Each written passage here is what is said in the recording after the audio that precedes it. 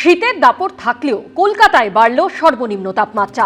গতকালের তুলনায় 1.5 ডিগ্রি বেড়ে আজ শহরের সর্বনিম্ন তাপমাত্রা 13.1 ডিগ্রি সেলসিয়াস।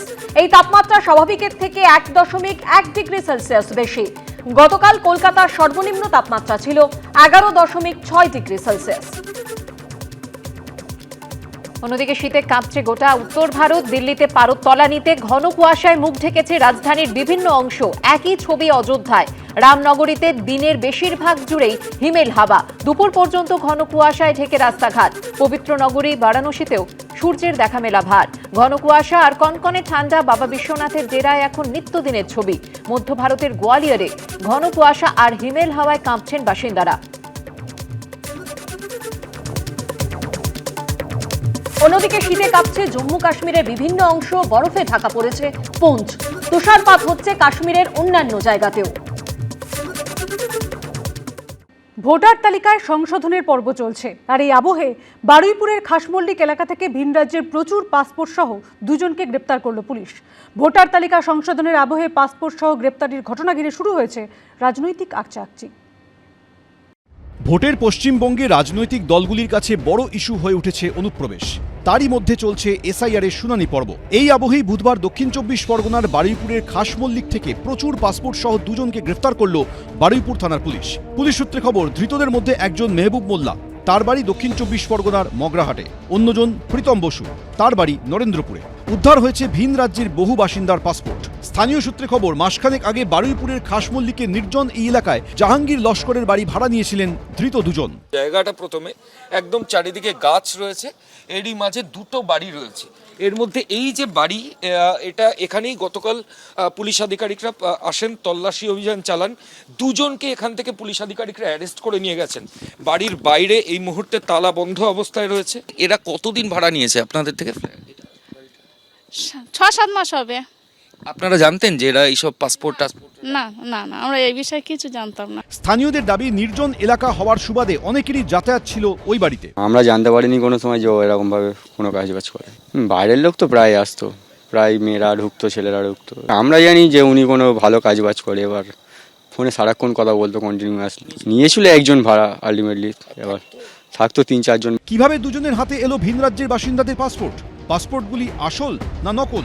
এই চক্রে আর কে বা কারা জড়িত? সম্ভবত প্রতারণার জন্য, বিদেশে পাঠানোর জন্য, ভিসা করে দেওয়ার জন্য, বিদেশে চাকরির জন্য, এরকমই বিভিন্ন টোপ দিয়ে পাসপোর্ট নিয়ে আসা হতে পারে। তবে এখনই সেই কারণ হয়েছে কিনা সেটা তদন্তকারী আধিকারিকরা পুরোপুরি স্পষ্ট করছেন না। এসআইআর কতটা উপকার করছে এটাই তার একদম জ্বলন্ত দৃষ্টান্ত, যে জাল সমস্ত পাসপোর্ট করনেওয়ালা, পরিচয়পত্র করনেওয়ালা, তাদেরকে এখন গ্রেপ্তার হচ্ছে। আর নইলে তারা মালপত্র সমেত তারা সমস্ত কিছু ফেলে দিচ্ছে।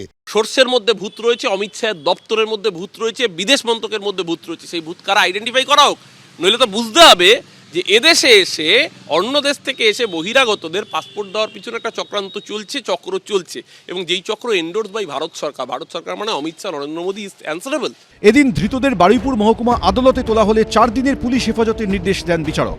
ময়ূর ঠাকুর চক্রবর্তী, রঞ্জিত হালদার, মুন্না আগরওয়াল, এবিপি আনন্দ। আরজিকর কাণ্ডে আন্দোলনকারী চিকিৎসকদের সংগঠন এবার ভাঙন ধরল। West Bengal junior doctors front ছেড়ে দিলেন অনিকেত মাহাতো। WBJDF এর বোর্ড অফ ট্রাস্ট এবং ট্রাস্ট সভাপতির পদ ছাড়ার কথা জানিয়ে ফ্রন্টকে চিঠি দিলেন আরজিকর আন্দোলনের অন্যতম মুখ অনিকেত মাহাতো। আরজিকর আন্দোলনের অন্যতম প্রতিবাদী মুখ, সামনের সারিতে থেকে নেতৃত্ব দেওয়া চিকিৎসক, সেই জুনিয়র ডাক্তার অনিকেত মাহাতো এবার ছাড়লেন West Bengal junior doctors front. ভাঙন ধরল আরজিকর কাণ্ডে আন্দোলনকারী চিকিৎসকদের সংগঠনে। West Bengal junior doctors front বা WBJDF এর বোর্ড অফ ট্রাস্ট এবং ট্রাস্ট সভাপতির পদ ছেড়ে দিলেন অনিকেত মাহাতো। পদত্যাগ করে চিঠিতে তিনি লিখেছেন, আইনি পরামর্শ উপেক্ষা করে অগণতান্ত্রিকভাবে কমিটি তৈরি করা হয়েছে। আমি আপত্তির কথা বারবার জানিয়েছি। আইনি পরামর্শের কথা বললেও আপনারা কর্ণপাত করেননি। অভয় আন্দোলন পরিচালনা করতেই West Bengal junior doctors front তৈরি হয়েছিল।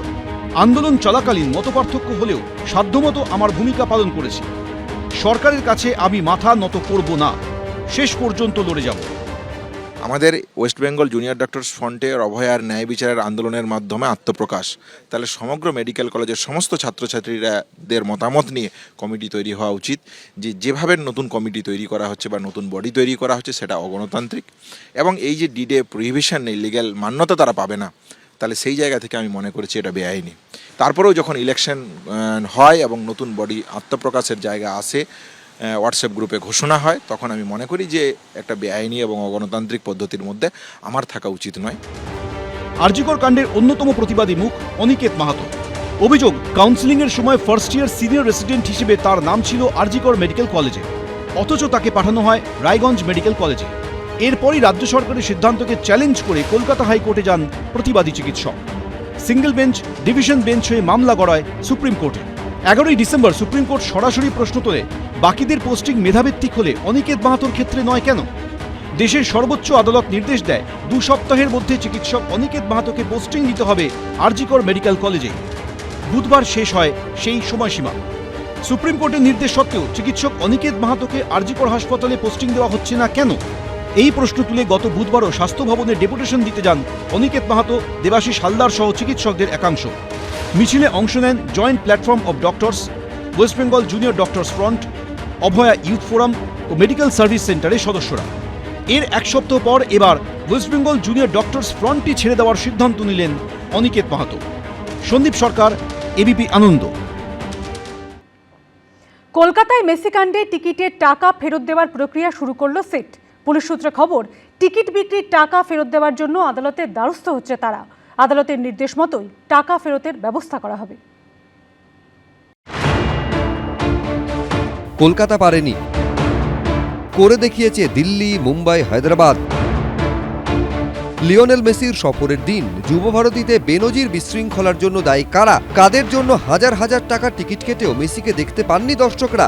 এই ভিড়কে মাঠের মধ্যে ঢুকিয়েছিল কারা? কোনো প্রভাবশালীর চাপে কি বেশি ছাপানো হয়েছিল কমপ্লিমেন্টারি টিকিট? কোনো প্রশ্নেরই এখনো উত্তর মেলেনি। জেল হেফাজতে রয়েছেন মেসির অনুষ্ঠানের মূল উদ্যোক্তা শতদ্রু দত্ত। চলছে তদন্ত। এরই মধ্যে মেসি কাণ্ডে টিকিটের টাকা ফেরত দেওয়ার প্রক্রিয়া শুরু করলো এসআইটি। ইতিমধ্যেই আদালতে যাওয়ার যে প্রক্রিয়া সেটা এসআইটির তরফ থেকে শুরু হয়েছে। কিভাবে টাকা ফেরত দেওয়া যাবে সেটা আদালতের তরফ থেকে স্পেশাল ইনভেস্টিগেশন টিমের যারা অফিসিয়ালস তাদেরকে নির্দেশ দেওয়া হবে এবং তারপরই পরবর্তী কার্যক্রম সেটা ঠিক হবে। সূত্রের খবর, টিকিট বিক্রয়কারী সংস্থা জোম্যাটো ডিস্ট্রিক্টের আধিকারিকদের জিজ্ঞাসাবাদ করে জানা গিয়েছে, অনলাইন ও অফলাইনে 34,576 জন কলকাতায় মেসির অনুষ্ঠানের টিকিট কেটেছিলেন। টিকিট বিক্রি করে 17 কোটি টাকা ওঠে। ঘটনার দিন যারা যুবভারতীতে উপস্থিত ছিলেন তাদের মধ্যে কয়েকজন দর্শকের বয়ান রেকর্ড করা হয়েছে। আরও কিছু দর্শকের বয়ান রেকর্ড করা হবে বলে পুলিশ সূত্রে খবর।